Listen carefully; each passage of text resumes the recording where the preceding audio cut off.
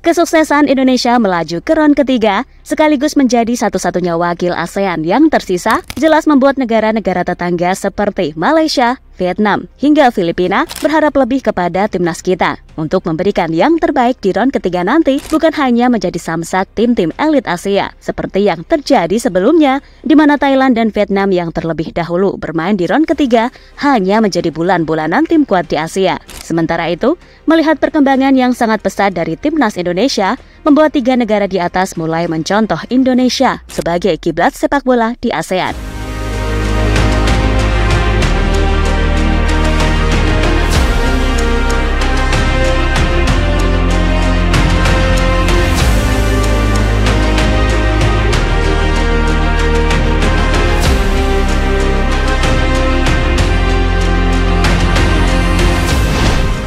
Keberhasilan Indonesia melaju ke ron ketiga pada akhirnya menjadi tamparan keras bagi para rival skuad Garuda di ASEAN. Sebab di satu sisi, tim-tim macam Thailand, Malaysia, dan Vietnam sama-sama gagal lolos. Thailand misalnya, meski di laga terakhir mereka menang 3-1 atas Singapura, namun itu belum cukup membuat mereka lolos karena kalah head-to-head dari Cina. Kemudian Malaysia, yang di laga terakhir wajib menang minimal margin 8 gol melawan Cina Taipei, hanya mampu menang 3-1 dan itu jelas nggak cukup. Serta Vietnam, yang sudah dipastikan gak lolos duluan setelah Indonesia memastikan kemenangan 2-0 melawan Filipina. Dan dalam match terakhir, Vietnam dihajar Irak dengan skor 3-1. Untuk itulah, secara keseluruhan wakil ASEAN di ron ketiga nanti cuma Indonesia.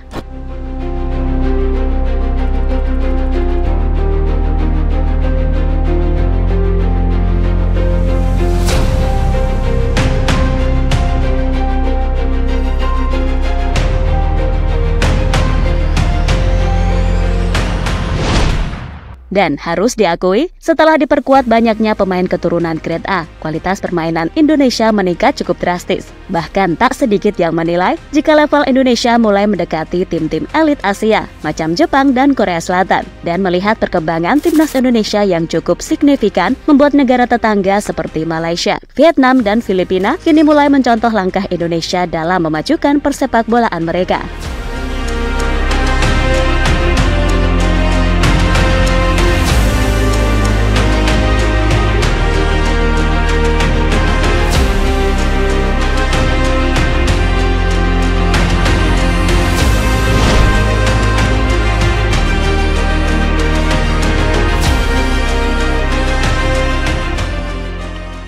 Pelatih Malaysia Kim Panggon meminta timnya mencontoh timnas Indonesia usai gagal tembus putaran ketiga kualifikasi Piala Dunia 2026. Contoh yang dimaksud adalah mencari pemain keturunan yang berada di Eropa. Seperti diketahui, Malaysia berhasil meraih kemenangan 3-1 atas Taiwan di laga terakhir grup D putaran kedua kualifikasi Piala Dunia 2026 zona Asia. Pertandingan tersebut berlangsung di Stadion Bukit Jalil, Malaysia. Meski meraih kemenangan, Malaysia tetap berada di posisi ketiga dengan 10 poin. Sebab di pertandingan lainnya, Kyrgyzstan menahan imbang Oman dan membuat Harimau Malaya gagal melaju ke putaran ketiga. Usai laga, Kim Panggon ingin Malaysia tak lagi membandingkan dengan Korea Selatan dan Jepang yang memiliki sistem yang sangat bagus. Namun, ia ingin Federasi Sepak Bola Malaysia harus mulai memikirkan cara untuk membuat sistem yang bisa menghasilkan pemain-pemain muda terbaik setiap tahunnya.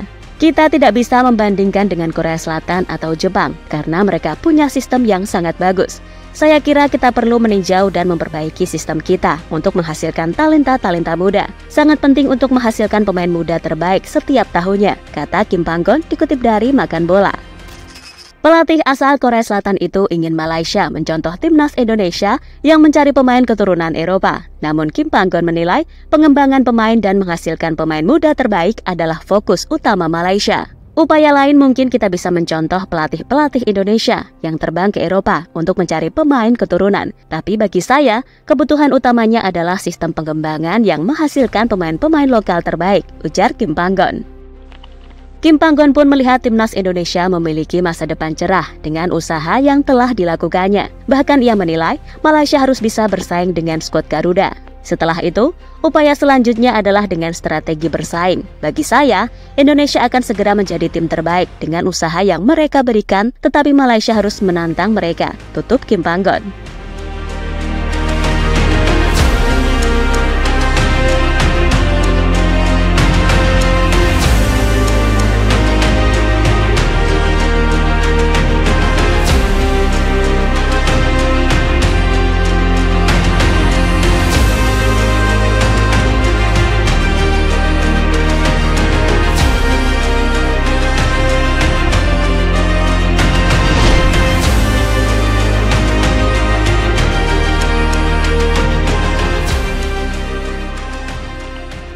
Kiper Persib Bandung yang juga penjaga gawang Filipina, Kevin Mendoza, mengaku terkejut melawan timnas Indonesia kemarin. Dalam pertandingan tersebut, Kevin 2 kali memungut bola dari gawangnya, usai dikoyak Tom Hei dan Rizky Ridho. Kevin mengungkapkan, dalam pertandingan tersebut ia sedikit terkejut saat mengetahui pemain timnas Indonesia didominasi pemain keturunan yang berasal dari Belanda.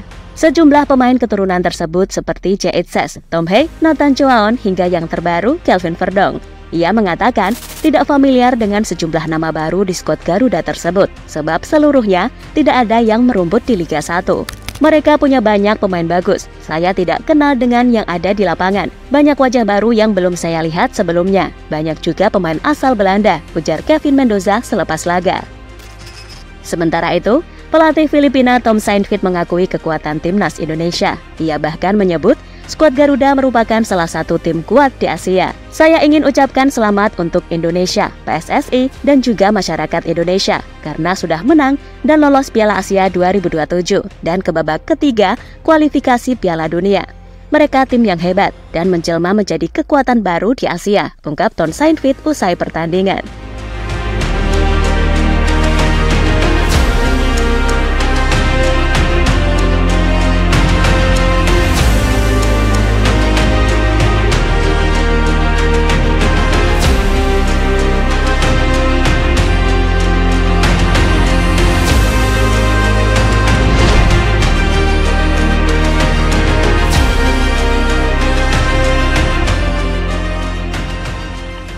Media Vietnam akui kehebatan timnas Indonesia setelah lolos ke putaran ketiga kualifikasi Piala Dunia 2026 zona Asia karena menjadi tim terakhir yang tersisa dari Asia Tenggara. Soha mengakui bahwa timnas Indonesia menjadi tim tersukses di Asia Tenggara pada saat ini, sekaligus membahas kemungkinan tampil di Piala Dunia 2026.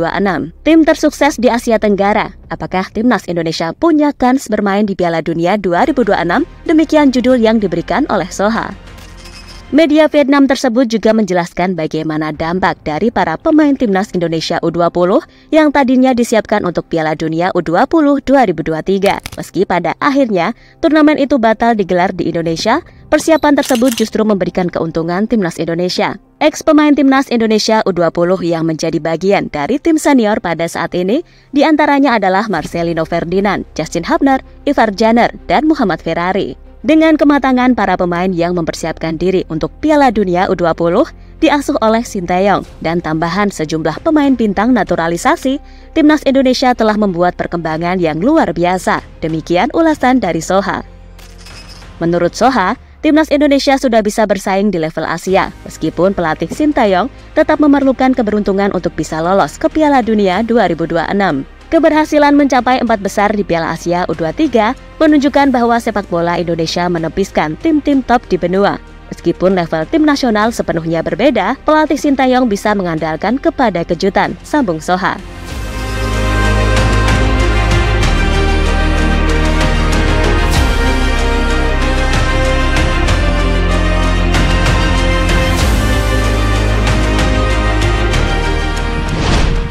Dan memang harus diakui, sejak bergabungnya sejumlah pemain keturunan, timnas Indonesia menjadi lebih kuat lagi. Apalagi setelah memastikan lolos ke round ketiga, Sinteyong mengatakan akan mencari pemain keturunan baru untuk mempertajam lini depan timnas Indonesia. Jadi itulah saat negara-negara ASEAN menyebut Indonesia sebagai kiblat sepak bola mereka.